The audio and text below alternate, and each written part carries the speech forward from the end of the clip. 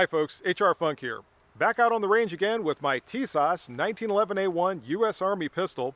And if you saw the video I produced a couple of weeks ago, you know that was a full review on this pistol, and the pistol performed very well during that review. In fact, the only issue I really had with it involved the use of a Wilson 47D magazine, and although the pistol ran very well with that magazine, when I attempted to seat it in the magazine well, the magazine would insert to the point that it made contact with the magazine catch and then stop. And in order to finish seating the magazine, I had to push the magazine release button and finish inserting the magazine and then lock it into place. So after that video, I took a look at the magazines, and in fact I even showed in the video that there were some differences in the feed lips with the Wilson magazine as compared to the magazine that came with this pistol. And I really wanted to use some 8-shot magazines with this particular pistol, so I started to look around to see if there was anything else out there that was an 8-shot magazine that had a feed lip configuration that was similar to the Tisas magazine, which I'll show you right here. This is that Tisas magazine, and there's a close-up look at the feed lips. So as I looked around, I found that Chip McCormick makes an 8-round magazine that has a similar configuration to the feed lips. It's a little bit different, and I will show you side by side these two magazines with the Tisas on the right and the Chip McCormick on the left, or CMC if you will. But when I got these magazines, and these are 8-shot magazines, but I like them because they maintain the appearance of the GI magazine.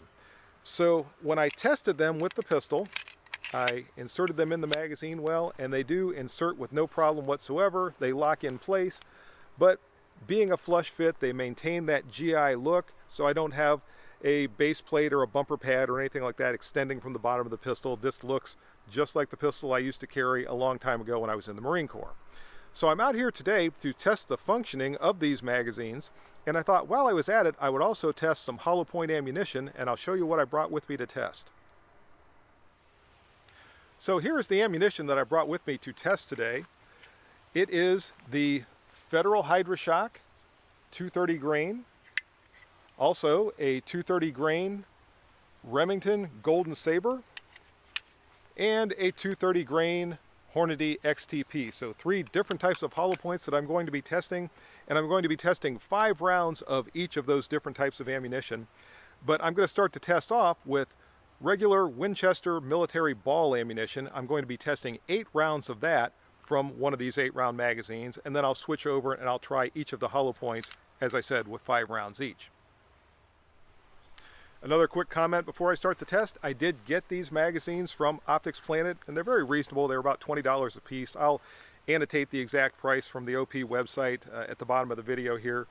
But again, not very expensive, but I've had good luck with Chip McCormick magazines in the past, so now let's see how they run in the Tisas pistol. And here we go. As I said a moment ago, first up is going to be 8 rounds of Winchester 230 grain hardball ammunition.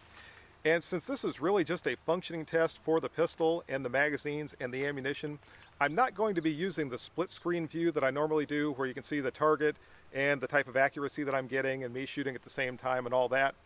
But if you want to see the type of accuracy this pistol is capable of, go back and watch that review video that I produced a couple of weeks ago, and it's fully documented there.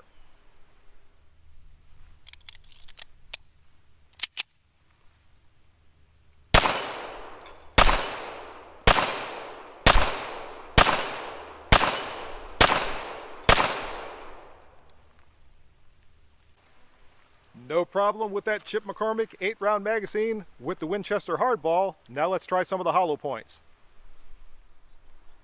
And first up for the hollow point test is going to be 5 rounds of the Remington 230 grain Golden Sabers.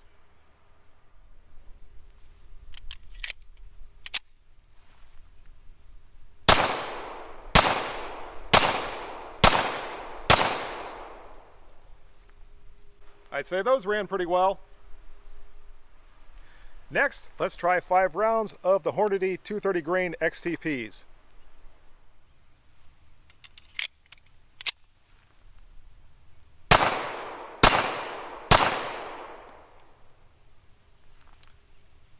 And I did get a malfunction with the XTP. I've got Actually, this might have been a malfunction on my part, although I don't think I engaged the slide stop, but the slide stop stopped the slide from moving fully forward and taking that round into the chamber. I don't think that was me, but I'll fire out the last 2 rounds here.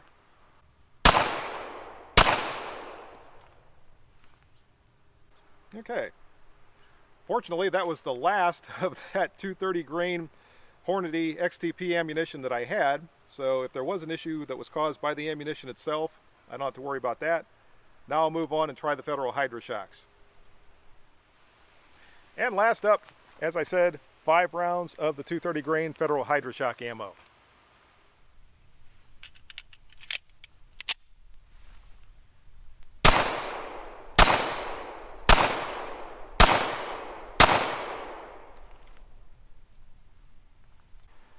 And the Hydra-Shock ammo ran just fine. So one blip on the radar screen with the Tisas pistol, and I don't know, again, if that was me. I don't think I got my thumb underneath the slide stop and somehow prevented it from going forward or engaged the slide stop, but that was a failure that it had with the Hornady XTP ammo. That was the only type of ammo. The hardball ran just fine, the Remington ammunition ran just fine, and the Federal ammunition ran just fine. And as I said, I don't have any more of that Hornady ammunition left, so I'm not too worried about anything that was going on with that. Everything else ran just fine, and I just need to be absolutely certain that I'm not causing a malfunction. And that's the video for today. I hope you enjoyed it. If you have any questions or comments, as always, make sure you forward those to me. Remember, if you purchase anything from Optics Planet, be sure to use my discount code, which is... And if you use that discount code, it's good for 5% off anything you purchase from Optics Planet.